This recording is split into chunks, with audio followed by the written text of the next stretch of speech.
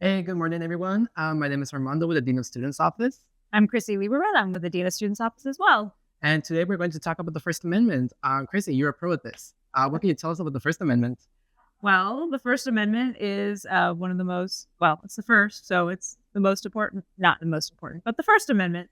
And so it gives us the right to exercise religion, assemble, freedom of press. So some pretty important pieces of what it Mhm. means to live in the US. Very interesting stuff. And that's definitely something that can benefit many different parties, especially those First Amendment monitors that are looking to, be helping us like on the field whenever there's preacher out on the mall or there's like a situation that arises.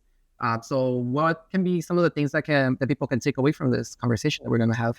Well, I think it's important, first of all, to know that it's a constitutional right. So we have a duty, as citizens to uphold the Constitution and then as staff, right? But then also we're a land grant institution. So as a land grant institution, we have a special place in the community.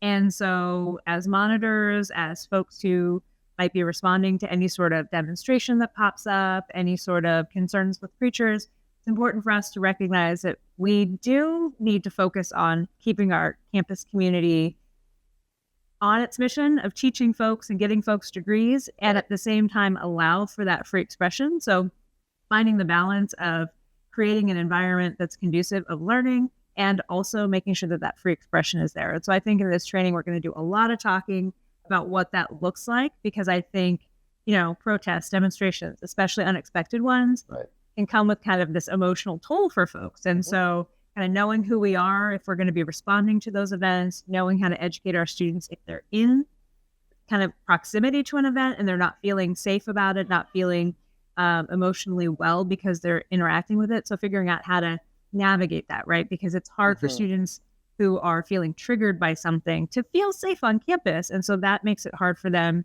to do that learning. So we need to be part of the conversation Mhm. around what they can do, strategies they can use while free expression's happening that they may find offensive or frustrating, and also managing that First Amendment being present, right? Because we've got to allow it. Yeah, exactly. And I know the College of Humanities does have a video, Fearless Inquiry, if I'm not mistaken. Um, if we don't mind, let's go ahead and take a look at it right now. That sounds great. A university campus can be a surprising place. On any given day, you might hear a lecture on communism, see preachers on the mall, listen to an international musical performance, or pass information kiosks promoting the ROTC, the esports team, or the LGBTQ+ Alliance. Such variety of people and perspectives can be both thrilling and overwhelming. It may leave you wondering how free you are to talk about the things you know well and the things that bewilder or appall you.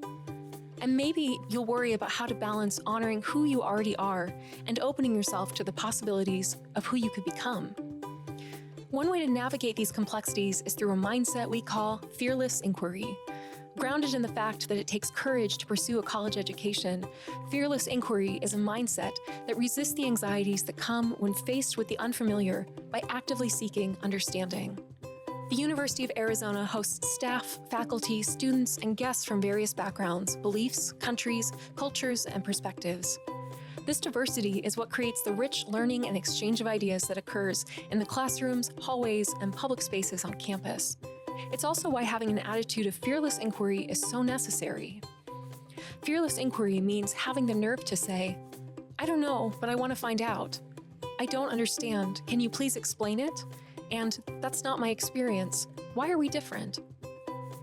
In the United States, we are fortunate that the First Amendment to the Constitution protects the right to free expression for every single person, no matter where they come from, citizen or not. There are few other places in the country where that right is so energetically practiced than on public university campuses like ours.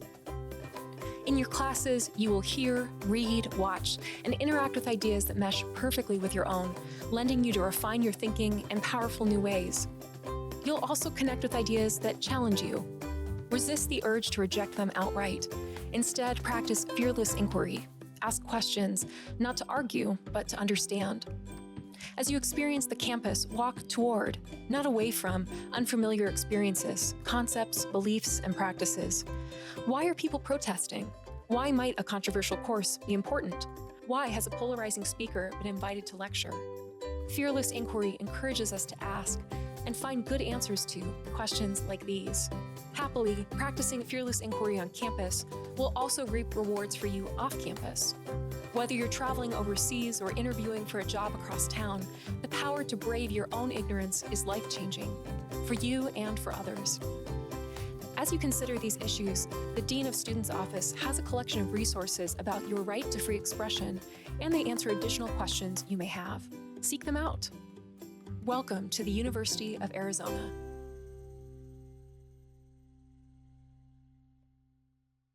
So yeah, as you can see from the Fearless Inquiry video, we saw how students, staff, and faculty are really encouraged to take like an I want to know more approach rather than just going there and arguing, right? Because essentially that's what keeps you like open-minded, and that's what makes us, Arizona Wildcats, that open-mindedness and, that ethical aspect that comes with it too, right?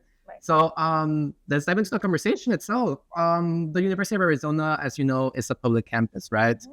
So which means that anyone can come here and, say what they want, whether that's on the mall or on anywhere really within university premises. Right. So what should students know about the First Amendment rights within the public university? Right. So I think, so kind of back on what you were saying, people can come to campus and assemble and say things, right? But there are certain things that wouldn't be okay, right? You can't directly threaten someone. You can't, get in someone's face, fighting words, all of that. But the reality is with our campus, we are open and public and a land-grant institution. So we do have to allow for that openness. And so we have a lot of public forums like the mall, like where you see clubs assembling. I'm sure if you've seen a preacher on campus, it's usually on the mall or in front of admin. Yes. Those are these open spaces. And they're open for all to use, unless, of course, right, if you have a club and you've reserved that space, like I can't just go out there with a bullhorn and, you're having, dog days on the mall, let's say. I can't just go out there and disrupt that, right? I can still be out there, but somewhere else I can dictate time, place, and manner. If you have a reservation, I need to make sure there are folks, able to do what their purpose is to be there, and then also allow you to express yourself, right? So we have to dictate that time, place, and manner if there's some kind of conflict in that public space. But then there's the limited forums too. The ballroom over at the Student Union. Okay. You might rent that out for an event, and you have a speaker coming. Maybe they're controversial, so like somebody wants to come and like just start yelling and heckling. They can come to that event if it's an open event that you're allowing guests to come to, but they can't disrupt and use their free expression to make the event not happen, right? Okay. So like as monitors, we might be there knowing there's a controversial speaker, and maybe we've heard a little bit about some buzz about folks being there. So we'd be there to kind of respond, help the people organizing the event, maintain the order of that event, right. Talk to the people who might be protesting, which I'm sure even with event planners, I often ask them, what is your threshold, right? When is it that you want us to step in? How much back and forth are you willing to have? We've had lots of open events where administrators from the institution or ABOR are here. So they allow for that open forum for people to speak, but they can't make the meeting not happen, right? ABOR has to conduct their business. Right. So if someone's disruption is making it so that ABOR can't continue, then it becomes more of a concern, less First Amendment and more disruption. So we have to really think about how do we allow people to express themselves, but also allow the teaching and learning. That's priority number one. Then also any registered events, whether that's an open public forum like the mall or a limited forum where it's, an event in the ballroom with a speaker. Got it. So would the same thing apply if they were like, the students were taking classes like at that time? Would that be also a time where the First Amendment team will intervene whenever there's like, I guess you can say lots of noise going on in the mall or things like that? Yeah, so we do have limitations in terms of the amount of noise we can have on the mall at all times, right? But like noon to 1 and 5 to 7 are the only times we allow amplification, because those are times where we have fewer classes and less potential disruption to nearby classrooms. But even during those times, right, if you have a band playing and they are just going at it, right, and the walls are, shaking and the windows are reverberating through all the sound. If I'm teaching a philosophy class at the same time, if I get a complaint in the Dean of Students' office about the class being disrupted by that event, then we have to go out and talk to them about the volume. We're not necessarily going to tell them to stop, but we're going to make them reel it back. And then again, we give 3 warnings for whether it's disruptive behavior or sound or whatever it might be, but we let people have a moment to correct the behavior. And then if the behavior continues, then we have to address it, etc. So whether you're in a classroom, right, we have to make sure that purpose, which is to teach the class, is being allowed to be performed. So if any events, whether they're registered events or just spontaneous assemblies, they have to allow us to do the business of the campus. I see. Yeah. Okay, interesting. Good point there. And also another thing that comes with First Amendment is that not everyone will really agree with everyone's perspective, right? There's always going to be like, I guess you can say the opposites, like fighting each other, I guess you can say. But then again, what would be like some challenges that you see popping up pretty frequently, like, the calls we get, hey, this is going on, can you shut it down, and things like that. Like, how would we really address that? Yeah, so there's going to be tons of people who come to campus because, one, there's a lot of people here, right? So if you want an audience, it's really easy to get an audience here as people are coming and going to classes. Mm-hmm. So lots of people will come here to express themselves, whether they're affiliated with the U of A or not. Yes. And that's the other thing. We're a public campus, right? So I can't say, oh, well, Armando, you go to school here, so you can be here. But that person who is just walking through, they don't go to school here, so I can limit them. I have to allow this to be an open campus. And so with that, those folks will come and they may say really horribly offensive things to you, or not directly at you, but say them, you're walking by and you find it extremely offensive. Right. So, they're yelling. And so you might call our office and say, this person's yelling, yada, yada, yada. We go out there and we talk to you and say, okay, well, you complained. Yes, it's loud, but it's within kind of the threshold of sound. They're not amplifying, et cetera. Yeah, but they said these horrible things. Okay, so they said those generally horrible things, right? And you disagree with them, you find them offensive. However, the First Amendment does allow them to say these things, right? They weren't directly threatening you. There wasn't like these fighting words to try and engage you in some sort of potential harm or assault, right? So it's more about you're extremely offended by what they say, you disagree with it, so you just want it shut down. That's a conversation that I'm going to have with you about why we have to allow this, right? And also talk to you a little bit about some strategies you could use. I know everybody has a pattern of how they walk, right? Like there's certain paths I like to take, even just going to my car. But if, there's construction or something, I would go around it. So kind of thinking about it in that same vein as a student or a faculty member, yes, this is your campus. And yes, we want you to feel safe. But also like if there's a disruption such as construction, right? For your own safety, you would walk around it, right? We would guide you to walk around it. If First Amendment is also kind of creating that same offense, we would also direct you to, make a great choice for yourself and step away from it, right? Because we all come here with different injury, right? To our, ourselves, and we don't want speakers to continue to add to that, right? We don't want that trauma to kind of be surfacing right before you're going to take a chem test. That's disarming, right? Right. So make a great choice for yourself and allow yourself to walk away, and we can continue processing it. Our office would 100% continue to have conversation about that, but we can't always remove folks from campus unless there's, they're trespassing or they're threatening. I see. There has to be some disruption, some sort of something beyond what they're saying, or maybe it's the way they're saying it. Yes. That we can address with, removing them from campus, trespassing them, et cetera. But generally, if folks are offended, that would be something we would take advantage of, that educational moment, offer some strategies, and also potentially some care, right? Because our care team has met with lots of folks who have felt the impact, because these people say some awful things. I'm allowed to, even in my role at the Dean of Students Office, I'm allowed to disagree with what they're saying, but I'm not allowed to just kick them off campus because I don't like what they're saying. Okay, awesome. Those are some pretty sweet examples. And, it's basically what we get here at the office whenever an event like that is going on. But one of the biggest questions that do arise is, whether something classifies as hate speech or not. So is there, like, I guess you can say, a checklist on what would classify as hate speech?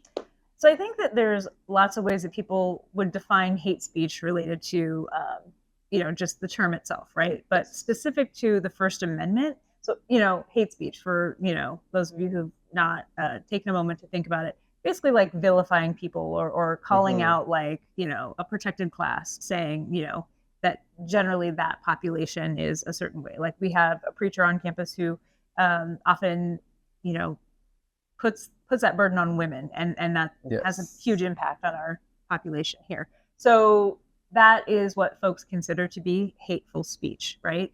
However, under the First Amendment, there is no like carve out for hate speech. There's no exception. Like the government gets to decide what's hate speech. We have to allow all speech because when the First Amendment was written, it was meant to be this kind of liberating, democratic ability for all of us to coexist, whatever our belief system might be, right? Yes. And so in the First Amendment, it doesn't, and the courts have not allowed any sort of particular carve out that says, well, under the First Amendment, this is what's considered hate speech, because then again, we're thinking about content, right? And so we're supposed to be content neutral. First Amendment's supposed to allow all speech.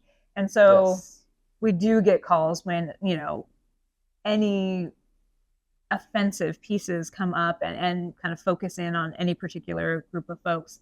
And I'm allowed to disagree with whatever content is out there as a human, as a professional, as an admin. I have feelings and opinions about it too. But as a person who is monitoring First Amendment and making sure we're allowing for speech, I can't say, oh, because folks are offended by that, or because that specifically kind of targets into one specific area, I can't, under the First Amendment, define it as hate speech and say that's a reason that these people have to leave campus.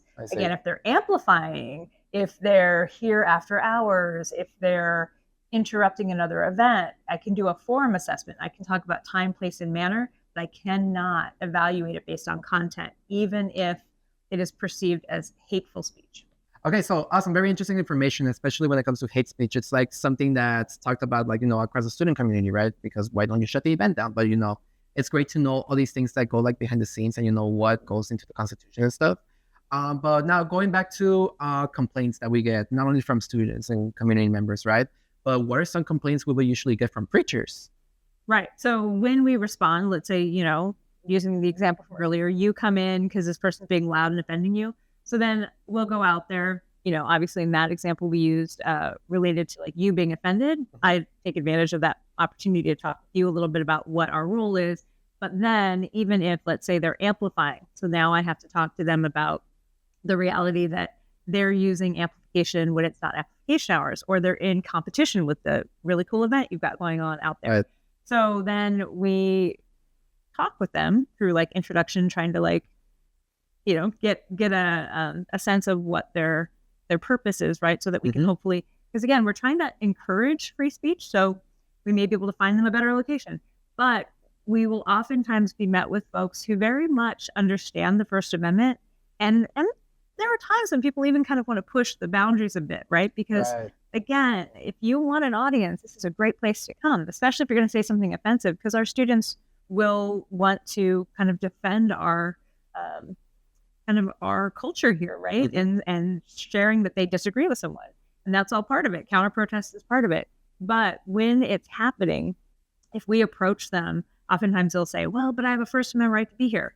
They absolutely do. But kind of going back to that time, place, and manner. Armando's got this really cool event going on. So absolutely you can be here, but I need you to go be here in a different location. Let me tell you some examples. But then, but it's the state of Arizona. I absolutely can be here. All of those things will happen. So we get a lot of, you're discriminating against me because I'm saying this like horribly offensive thing, right? Whatever it might be. Just pick whatever side of that equation it might be. And again, it's never about the content, right? With content, we have to remain neutral, but they're standing on top of a flower bed. Well, you can't do that. So I need to let you know, you got to come off the flower bed. You're using amplification. You can't do that because it's 6 a.m. Or you are, there's 1,000 things they could be doing, but there's just so many different, or they're getting in someone's face and creating some kind of disruption to something that's already going on in that space. So we have to talk to them about the time that they're there, the place where they're located, and the manner in which they're delivering it, right? So amplification might be the manner, the place might be on top of the flower bed, the time might be outside of campus use as normal period for amplification or normal time that we're open, right? Because the campus does close down overnight because, like most places, parks, malls, all of those places close down because a lot of us get to go home. So, yeah. Yeah, and I can see that also being like, I guess you can say, a safety issue. you have students like preaching, protesting at night and stuff, and there's like no one who can really like oversee them at the time. So it's really understandable why that's being done. Yeah, I mean, and I think for we have to maintain the order of campus, and so one of the ways to do that is to have facilities and security and just different people on campus, because we need to make sure our students are safe. And so overnight we just have those limited resources. So right, we don't have overnight events that often. There is a campus use policy. Obviously, if folks want to have some sort of unique event that takes amplification outside of hours or any of those different things, they go through the proper campus use form, and then they meet with the committee. We do make exceptions to things like, if they're going to have an event at the end of the semester and it's going to go past 7:00, well, then we'll talk with the neighborhood, all those different things. So there's different things we can do to use campus differently, but those are exceptions, not rules. And so we do follow the campus use policy. Okay, perfect. That's actually really insightful for both student community, for the community itself too. So we talked about some of the complaints that we get from both parties. And then when you're actually being monitored there, you talked about there being like a time, place, and limitations when it comes to preaching and stuff. So what do you think monitors would ask themselves to determine whether an activity is compatible with the current environment? Right. So I think, the examples we used about, is it, somebody's on top of something that's not stable? Like, does that seem compatible with what's happening? No, you want Certainly not. Right. So is somebody yelling in an ABOR meeting when it's not the open part of the meeting, right? There's a part where people can talk, and then there's a part where they're doing business and voting, and it's all under Robert's rules, and they have to do it a certain way. So if someone's yelling in that to the point where they can't vote or hear each other, does that seem compatible, right? If you have someone who is let's say you have an event happening and there's a line of people, and so somebody's got a petition and they're having people sign the petition, except they're blocking an entryway and they're making it so that people can't come and go. Is that compatible? Like if what they're doing is going to make it so someone might trip or might not be able to get through, that's not compatible either, because again, right, we have to maintain order and that safety piece. So there's lots of different things, but sometimes as monitors, like if we're going out there because we got a complaint, or let's say we just already planned to be at an event, sometimes, you're going to notice that you feel a little bit tense about it. And you have to ask yourself, am I tense just because I feel like I might have to step in now? Or am I tense because this doesn't feel safe, or this feels like the event's not going to happen? So it's important to kind of check that out, right? Because I know we had an event a few years back where someone was yelling at somebody who was in an authority position at the U of A, right? Oh, I see. And so I think for a lot of us, we have bosses, right? So we have to treat our bosses with respect as we do with everyone else. But sometimes when you see that, you're like, oh, this doesn't seem compatible. Well, being, someone speaking to power doesn't necessarily mean you have to step in, right? So if someone's yelling at someone, it doesn't really matter at that moment, like that they're being disrespectful. Disrespectful is still expression. This is such a tricky thing to talk about, because just use the example, like, you and I work together every day. We've known each other for so many years, right? Yeah. I imagine if somebody was yelling at me, that might be a little jarring for you, right? Oh, absolutely, yes. Right. But as monitors, we don't step in just because it's like, hey, I know that person and I want to step in because someone's being disrespectful to them, right? Like, I see what you mean. Because to be honest, as a First Amendment monitor too, if people are expressing themselves because they're probably upset about something that's happening in the world, or they really strongly believe in something that they're preaching about, so they're doing it as part of their own personal expression, right? Right. It may not be in alignment with like the hierarchy that we have, or it might not be in alignment with the way the campus functions on a day-to-day. But the reality is that when I have strong feelings, I might not express them in the most civil or rational way, right? You hear people chanting at protests, right? I've been doing this for years. And to be honest, when I see a protest that's peaceful and people are marching, and I get a little bit of goosebumps, because that's the First Amendment working, right? Yes. But I don't love crowds. I'm not somebody who's a yeller, right? So in normal circumstances, if someone's yelling at me, that would be, like if somebody's yelling at me in my office, I wouldn't be really comfortable in that, right? Or if I was like in a crowded elevator, I don't love that. But Keep going. But when I am at a protest, it's different. It's this gathering of folks who are in tandem with how they're feeling about something, exercising their First Amendment right. And it can be totally overwhelming if it's something you disagree with, or, you've never seen it before. Because some of our students have never been in a city as big as Tucson, little on a campus as large as ours. So this might be totally something they've not seen before. That can definitely feel weird because, you might have had family who were like, protests are bad, they're scary, bad things happen. I mean, the reality is most are just a coming together of like-minded folks that is really just this beautiful voice being heard, right? Right. Can things go wrong? Absolutely. But that's why we're there too. We're there to make sure that they have the opportunity to express themselves. Then also we're watching to make sure that there's no counter-protest and protester conflicts happening, trying to navigate that to make sure that the appropriate resources are being used so that everybody's safe while they're expressing themselves. Right. So I think even just the term First Amendment monitor sounds so like creepy, right? but we're really there to make sure that nobody's kind of squashing the ability for people to do this, whether it's a protest or a preaching. And I know that for students that feels like we're protecting people who are offensive to them. It's not about protecting the people's specific content. It's about protecting this right that is the First Amendment, and it is something that we have to do, right? We have this duty to it, and it feels like that can be in conflict sometimes with what feels safe for people, and that's why this Fearless Inquiry video is, if it makes you afraid and you need to do safety planning around that, do that, right? Do what's right for yourself, but also if it's just uncomfortable, maybe figure out if there's a way to lean into it that feels okay, so that you can maybe understand, right? Because most of the time, protest slowly ticks away at social change, right? It doesn't often happen quickly, but the reality is, we look back at some of the protests that have happened historically, and they've made change happen for us in the U.S., right? So just remember that if it's something that you don't agree with or something that feels uncomfortable, it might also be the beginning of a wave of social change that you're witnessing.